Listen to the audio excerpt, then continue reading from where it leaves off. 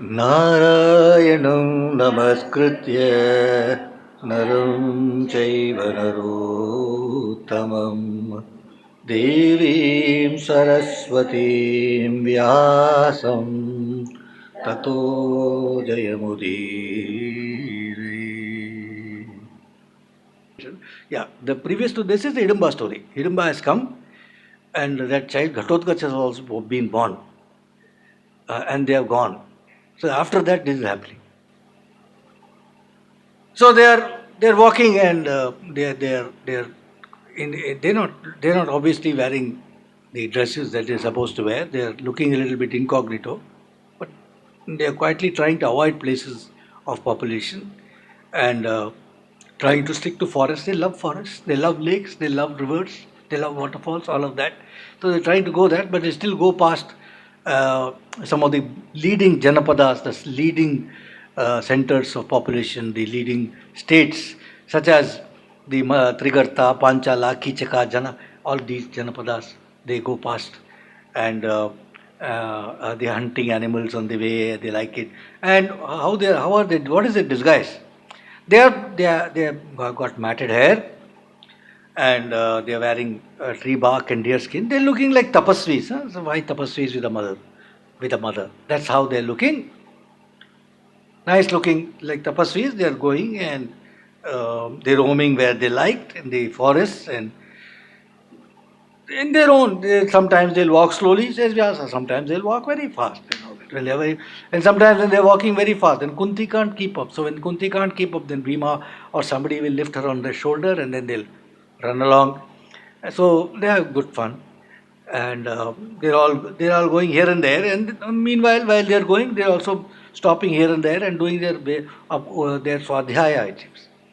So their swadhyaya, they're chanting their Vedas, their Upanishads, their Niti Shastra, etc. Yudhishthira, the brothers, they'll practice their syllabus and studies and all that stuff, and they're going here and there. And one day, as they're going the forest somewhere, Vyasa lands up. Now, Vyasa, as you know, he's the beginning of the story. He is the story writer. He is the story, and he's the middle of the story. He's the end of the story. Vyasa is everything. So Vyasa is there. Vyasa is Mahabharata.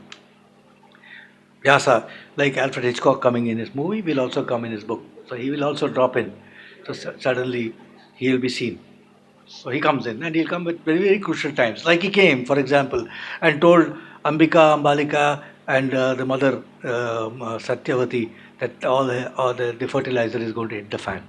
So you have to now, at that time, earlier, when uh, when uh, when things are going to go bad, he says that the whole thing is going to now go bad, and then he tells them that it's best that they now quietly renounce and go off to the forest. So they are all, Satyavati, Ambika, Ambalika had all left for the forest. They had quickly gone off to do yoga and to attain liberation. The three ladies had taken leave of Mahabharatam story, because they said, here on Vyasa has said, story is going to be bad. So you don't be here to see the collapse of your whole family. So you go. So they left, and the two daughters-in-law said, we are also coming. So they're also gone. So now Vyasa comes again. Now he comes to the forest and he meets them. They are Pandavas and Kunti. And he tells the Pandavas, oh great sons of Pandu. I do know of all the difficulties that you have been put up to. I know what Dhritarashtra's sons have been up to and what they have done to you. And I know the evil intentions Duryodhana has towards you and what he has done. But now I have come here to bestow a great good upon you all. I come to do you good. So firstly, all these difficulties that are suffering, please do not worry about this.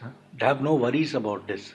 Please remember that all this problem of your life is happening only for the sake of your happiness. It will all be lead up to happiness for you. So don't worry too much about it. And as far as I am concerned, you know me very well. Samaste chaiva me sarve yuyam chaiva na samshaya. Dinato balatat chaiva sneham kurvanti manavaha tasmat abhyadikah sneho yusmasu mama sampratam. He says, as far as I am concerned, for me, both of you are the same. Huh? Pandavas are the same, the Dhritarashtra are the same. They are samana. I do not differentiate between them. He is the father of them all. The father of Pandu is the father of Dhritarashtra.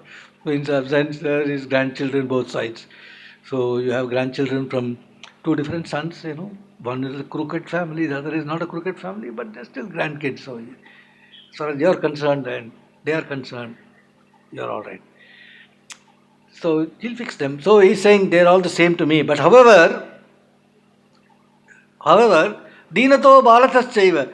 Now, however, it is the natural quality of people that we tend to like those who are more childlike in their conduct and their character, and who are also more, though you have more sympathy for somebody who's down, huh? Especially in your family, somebody is down, and you also have a very childlike person, and he's down than you are. So therefore, I have a greater love for you than for them. So I come here to tell you something.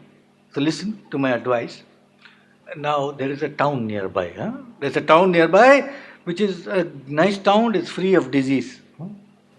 No dengue, shingy, nothing. It's a nice town near the forest, free of disease. Go there.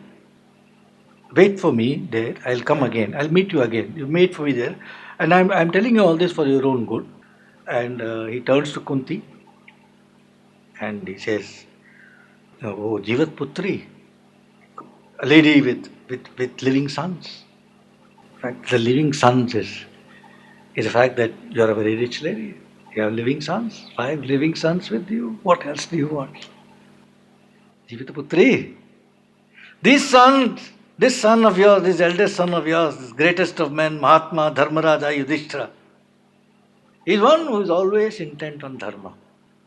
Therefore, he will one day conquer and rule the whole world. And by the strength of the arm of Bhimasena and Arjuna, the Pandavas will bring the entire earth under their control and enjoy the fruits. There's no doubt about this. And your sons, as well as Madari's sons, they will live in great happiness and they will all live in their own kingdoms, Swarashtras. The children of Pandu will also please all the gods by performing Ashwamedha Yaga and Rajasuya Yaga, etc. So Kunti, a Kshatriya lady, is being given this. Bhimasena has been tried to be poisoned. She thought he was dead. She gave him up for dead. She was almost going to perform his last rites.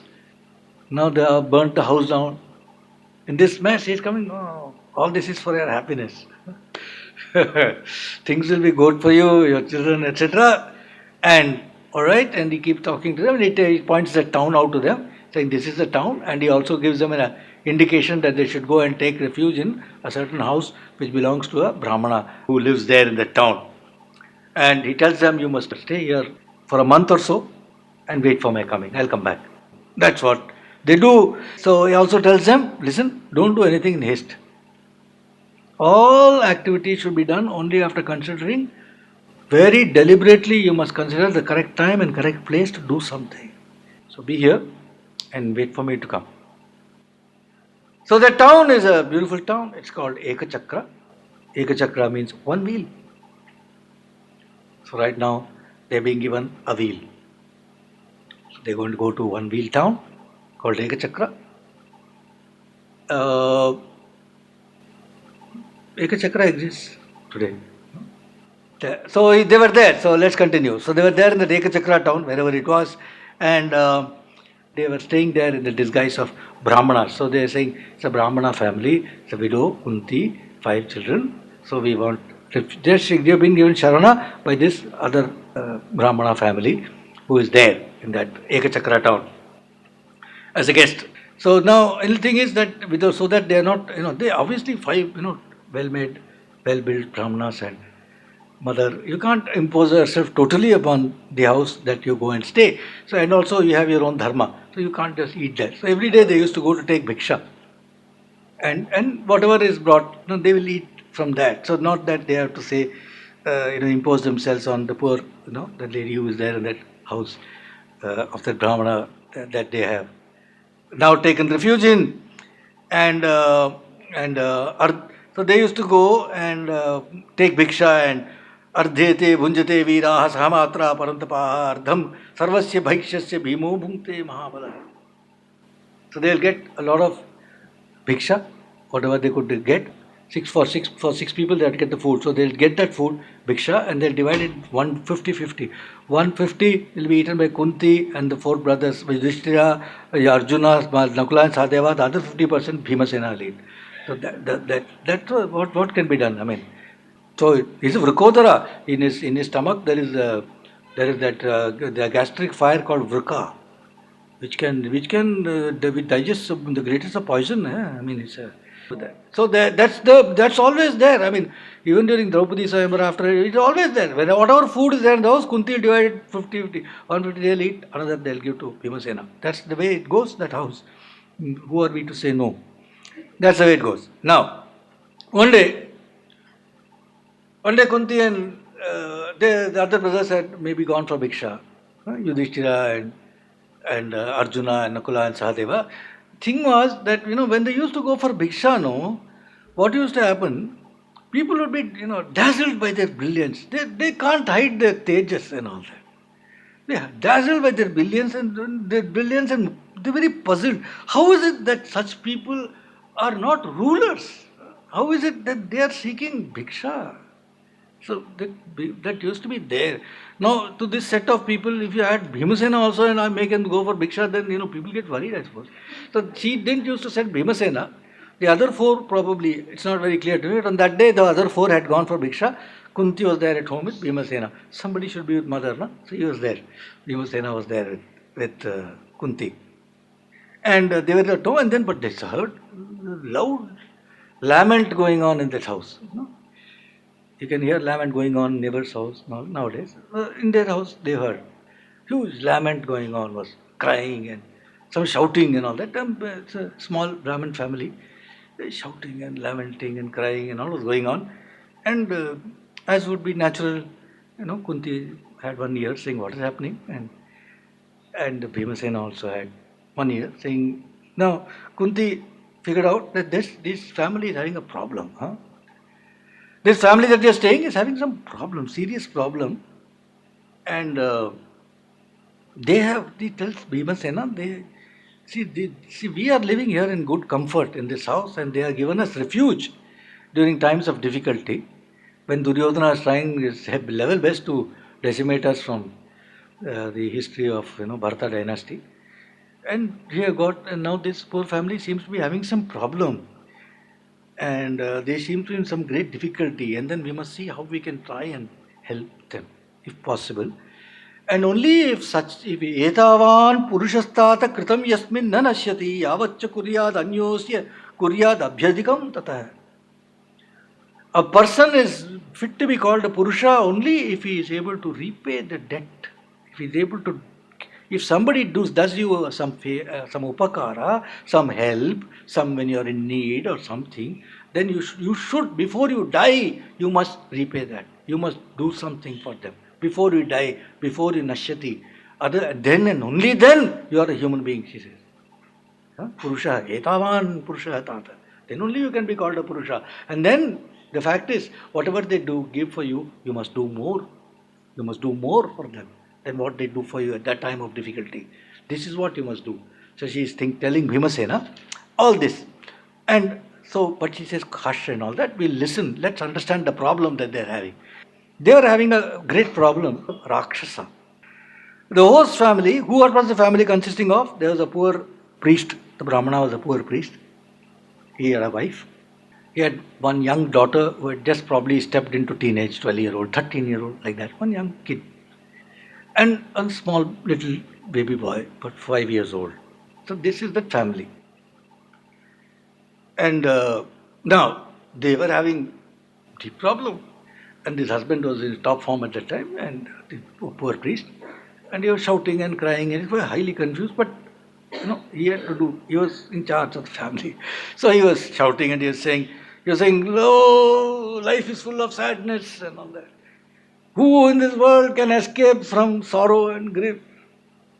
My dear," he tells his wife, "I am neither capable of getting moksha now,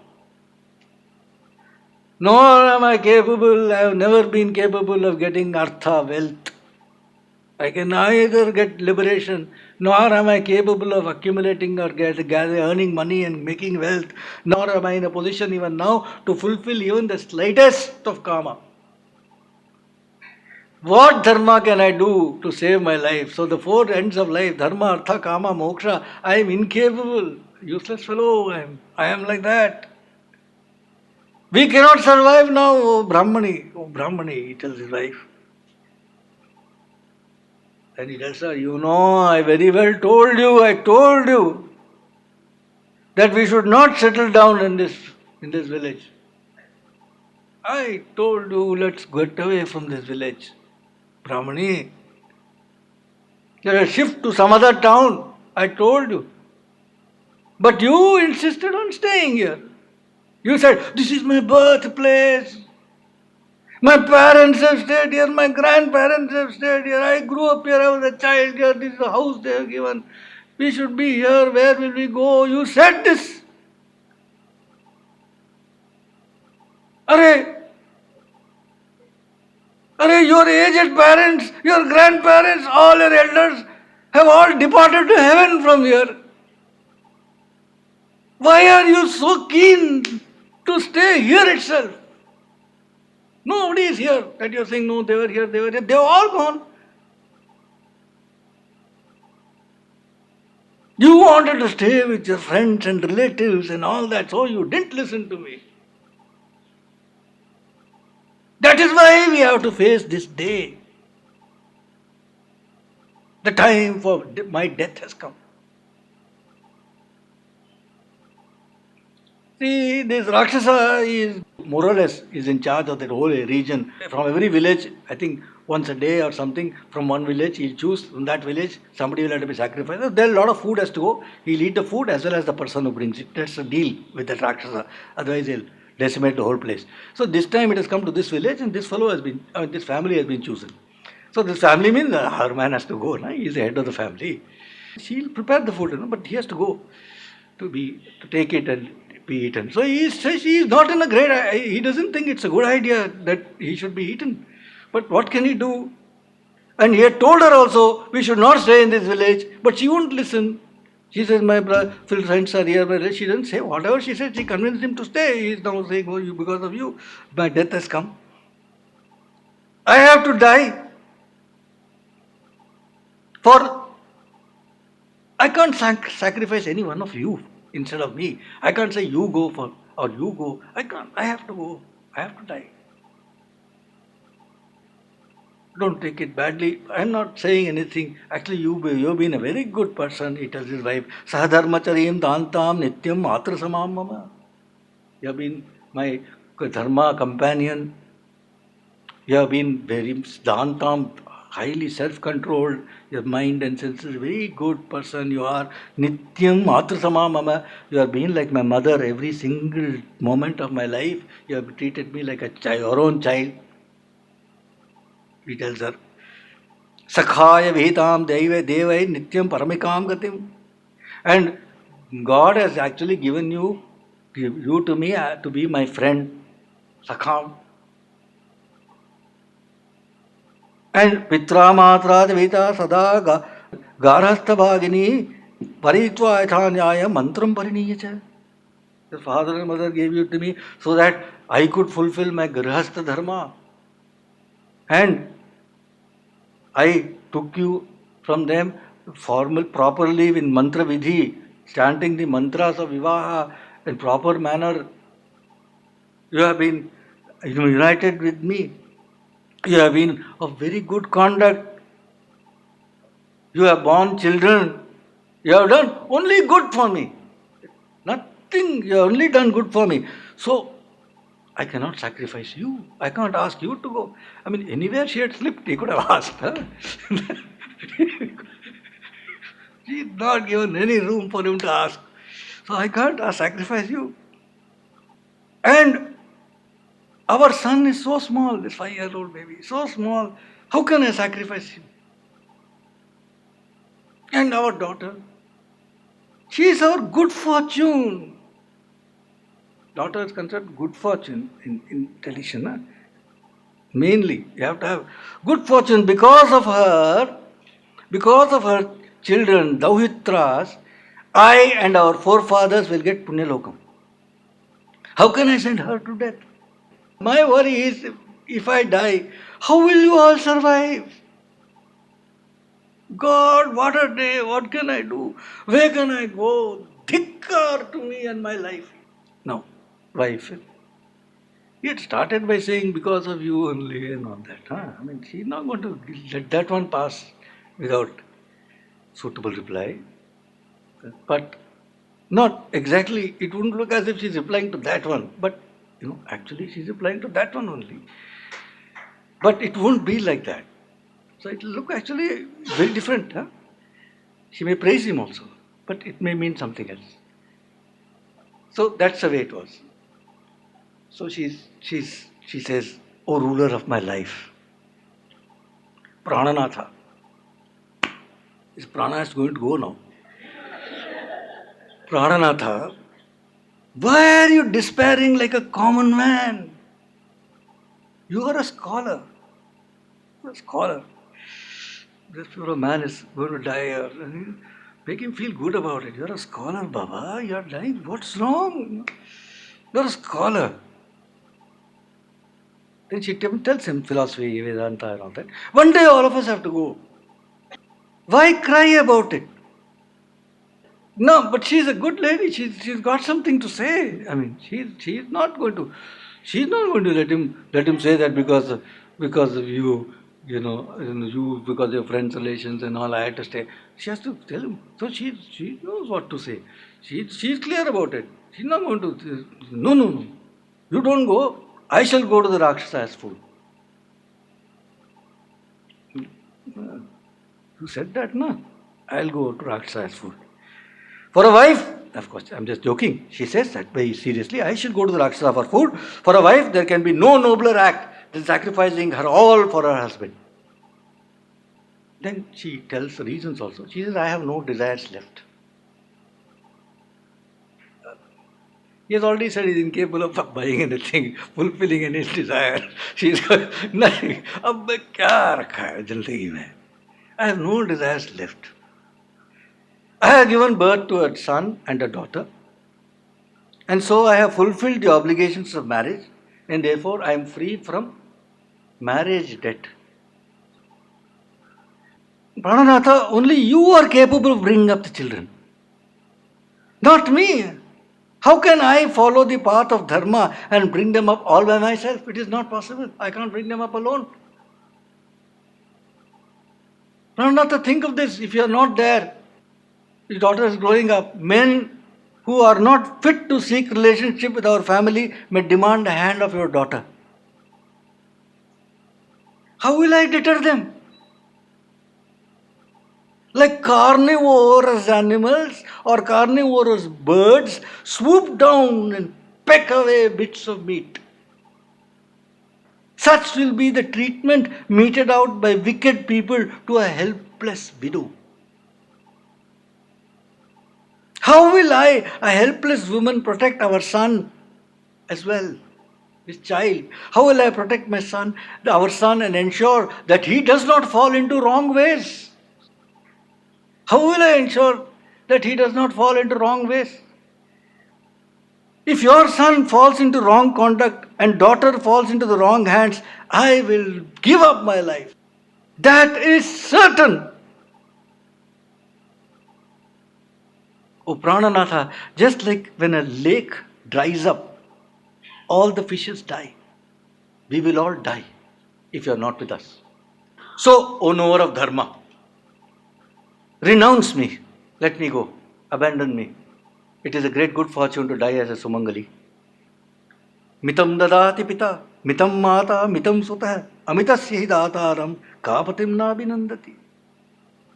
For a girl, her father gives something, mitam, some amount, something he gives. Her mother gives something. Her friends, her relations, they give something. Amitasya hi dataram patim. The one who gives immeasurable happiness is only the husband. Who will not have the greatest regard for her husband? She asks. Just by following the Grihastha Dharma, a wife gets far more punya than what can be got by the husband by doing yajna and dana, etc.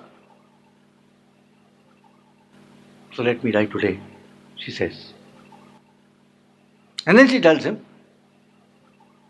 mind is, complex. She tells him, and then as per dharma, you know that a woman should not be killed. People say that Rakshasas know dharma. Rakshasas know dharma. Maybe this Rakshasa may spare me if I take. So let me go. In any case, my life is full. Full life I have led. I am prepared to go. And you may get married again. Please get married again for the sake of Grihastha Dharma and for the sake of the children. Save your kulam and your children and you let me go. I will go. Now, Kunti and Bhimasena are listening to all this. This 12-year-old daughter now speaks up. She's also there. There are also family discussions around the dining table kind of thing. Nicely. So the daughter is there, 12-year-old daughter, or whatever, 13. This Allah sees a mother and father lost in sorrow. She says, why are you sounding like people who are orphans? Arey, hum nahi hai kya? Why are you sounding like people who are orphans? Listen to what I have to say and then you may do what you feel fit. There is no doubt that one day or the other you will have to renounce me. Beti, paraya dhan. One day or the other you will have to renounce me. Since I am tyajya, in any case, why not renounce me now? And thereby save the entire kulam. What use is a child who cannot help the parents in times of distress? Ihava tariyet durga dutava pretya bharata sarvatha tariyet putra putra ityuchate budhai, she says, she quotes. A child is one who will save you here and save you there, in this loka and that loka. It takes you across. Sarvatha tarayet putra. That is why he is called Putra. Without either of you, she tells, now listen to this, she tells them.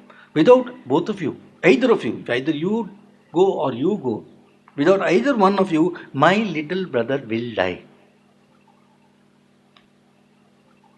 Then who will do Shraddha? If I die, you can always have more children. Without you, I tell you, I will not be able to live. So let me go and have a fruitful end. Please don't waste further time, she tells him. Let me go to the Rakshasa. He almost gets up.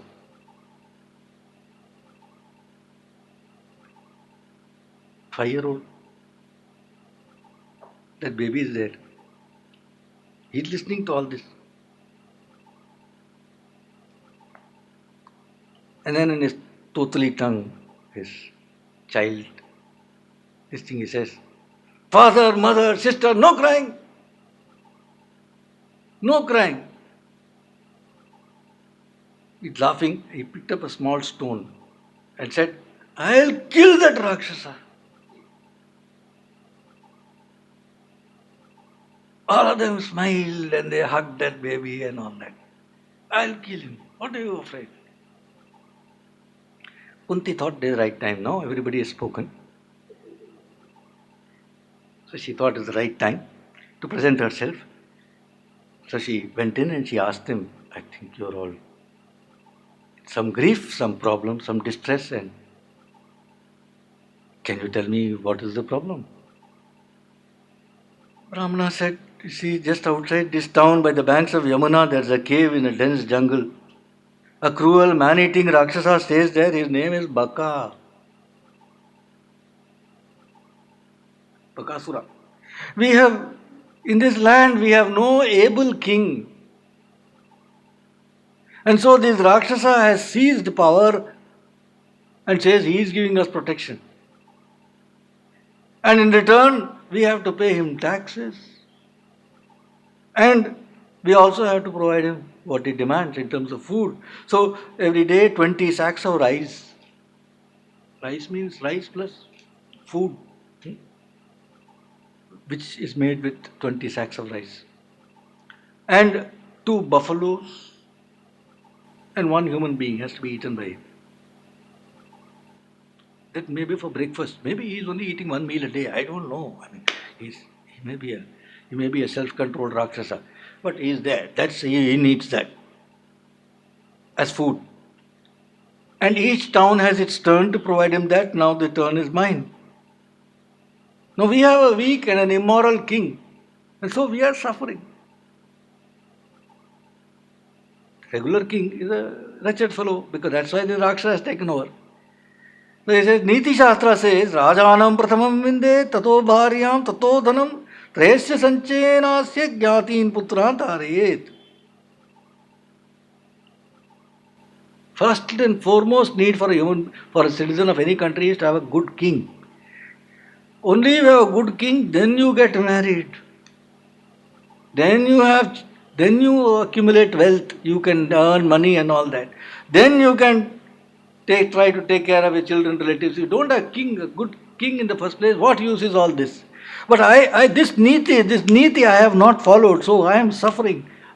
This king was a wretched fellow. I got married unnecessarily.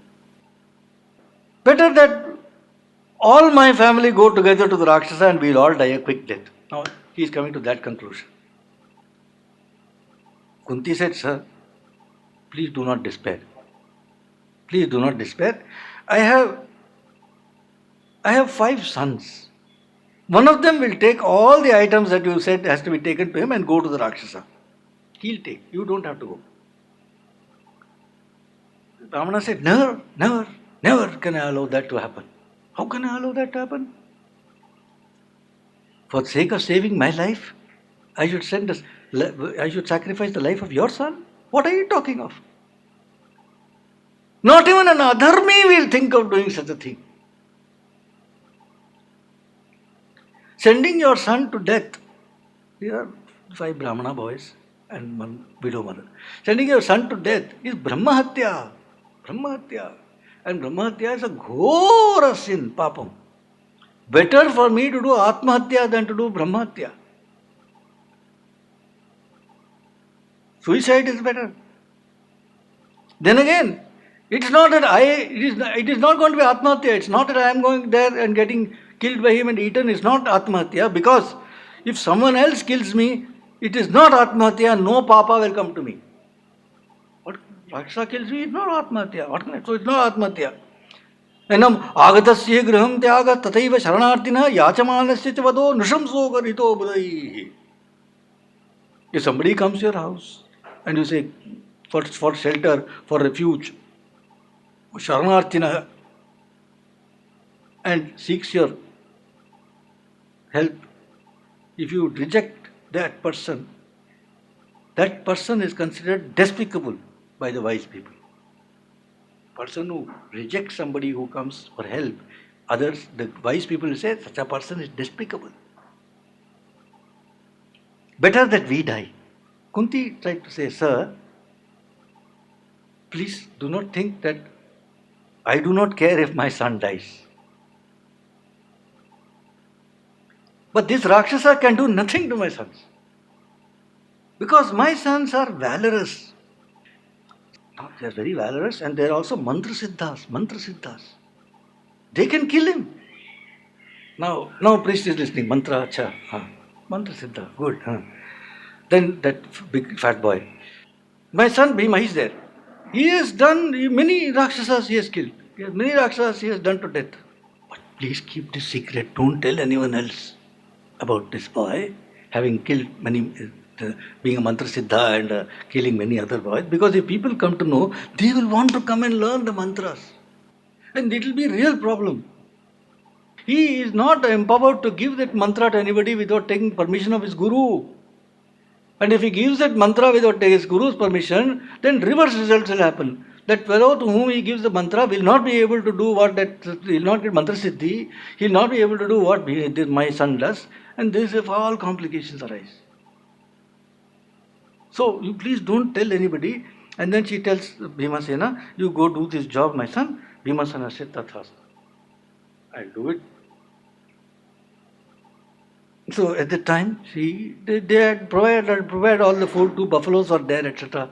They said, okay, you can go. So Bhimasena left. At that time, after he left, this Yudhishthira and these 4 people with small amount of bhiksha, they landed up.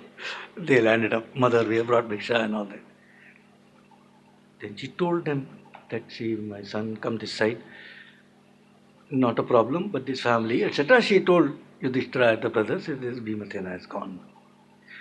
So now some Bakasura, some Rakshasa is there. He eats every day. So Yudhishthira said, what did you do? Kimidam sahasam tikshnam bhavatya duskritam kutam parityagam hi putrasya na prashamsanti sadhavah. Kimidam sahasam, what courage did you get that you did this? Duskritam, this wrong deed. You have sacrificed your son. Parityagam, your son you have sent off to his death. You think that wise people will praise this move of yours, foolish move? Do you realize that it's because of the strength of this fellow's arm, all of us sleep in peace? And because of this fellow's arm, Duryodhana, Shakuni and company do not sleep at all. It is by the strength of this fellow's arm that we escape from the house of lack. And it is by the strength of this fellow's arm that we want to win our kingdom back. How could you sacrifice him? Kunti said, you don't worry about Bhima. I have not come to this nation because of some weakness of my mind or because of lack of application of my mind. This family has given us shelter. This family has given us shelter and has protected us from Duryodhana. We have to repay the debt that we owe to them. I have full faith in the strength of Bhima. He has the strength of 10,000 elephants and not even Indra can face him in battle.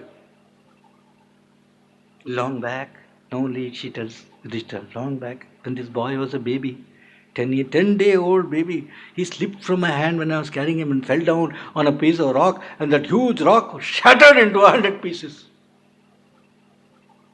So I have done whatever I do. I have decided only after due thought. 2 things. 1, we shall be repaying the debt that we owe to this family. 2, we shall be doing great dharma for protecting this family, this village, this kingdom, everything from that Rakshasa. I have done whatever I have done as per dharma, she tells Dharmaputra. See, even Dharmaputra, in moments of doubt, self-interest can creep in.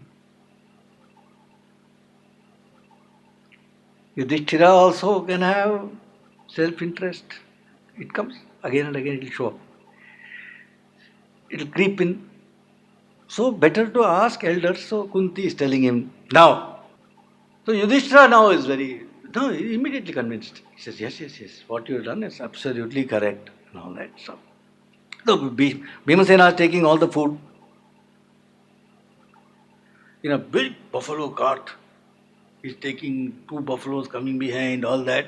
Hey, where is Baka's cave, etc. In the dense jungle he goes, finds Baka's cave. Baka is inside sleeping or something. So Bhima by the time he's hungry. So he starts eating that food that is brought, eating. And He's calling that fellow, hey, Baka! Baka! He's calling outside that cave, Baka! And nobody is called Baka, Baka, Baka. There was a great sage who said, आज मैं बकासुर के अवतार में आया हूँ, मुझसे जितना बकवान है बकवा लो. So he came, Baka! Baka, irritated. He came out, he said, कौन है सर? कौन है? So he came out. He saw not only the fellow was eating the food, he's eating the food. Baka was terrible to look at. Huh? He was a terrible looking Rakshasa, huge as a mountain. He was fast as wind. He was angry now. He was biting his lips. His eyebrows were getting knotted. His forehead was in a mess. He had red beard, red mustache, red eyes, and everything was red. And he said, who is this demented man who wants to go to Yamaloka? Huh? Who is eating the food meant for me right in front of my eyes? Bhimasena looked at him and laughed. Then he turned away and continued eating. And Baka could stand it no more. He rushed to it, hit Bhima. He attacked Bhima with both his hands. He smashed Bhima. Nothing, Bhima continuing to eat, ignoring Baka. Baka uprooted a tree. And with the tree, he smashed Bhimasena. Bhimasena brushed it away. I am eating, he said. I am eating. He slowly ate, it seems. Aram se khaya. Well, you do what you want. He slowly ate, he finished his meals, then he washed his hands, he did achamanam. He washed his hands, feet, etc. Then he turned. No, he did that. Vyasa says he did achamanam after finishing his meal, washed his hands and feet, then turned towards Bakasura and told him, Acha, wow, now you come. Now you come. And he also caught hold of one tree. That fellow caught hold of a tree and they started fighting and they decimated the entire forest in their fight. And then they were fighting. Then finally Bhimasena, when he warmed up nicely to the fight, etc., he grabbed him. He caught hold of him in a bear hug and dragged him all over the place. He dragged him here, he dragged him there, and then he finally just threw him on the ground. He threw him on the ground and then he upturned him with his leg so that he's lying on his face on the ground. He put his knee on his back. All this described by Vyasa. He put his knee on that fellow's back. He caught hold of his hair in his one hand. He caught hold of his langot in his other hand. And one push, he pushed up and broke his back.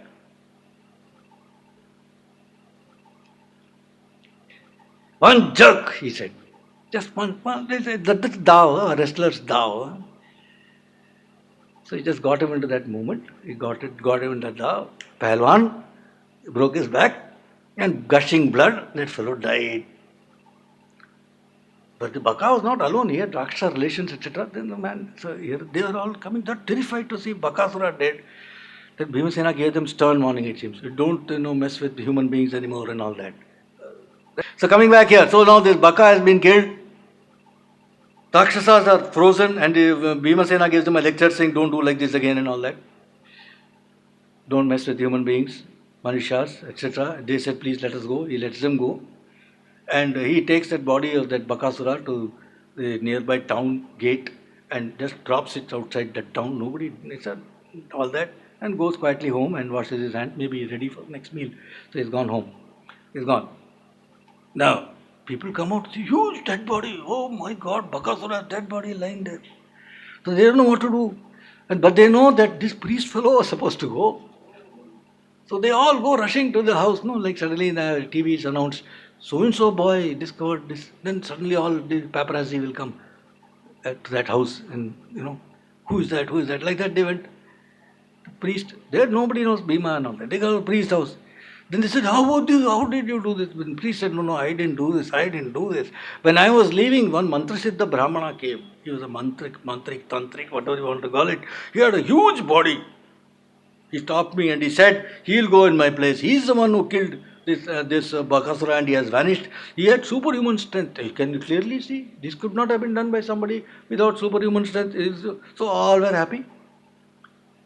On that note, we'll conclude today's story. Har Nama Parvati Pate Janaki Kanta Smaranam Gopika ஜீவனஸ்மரணம்.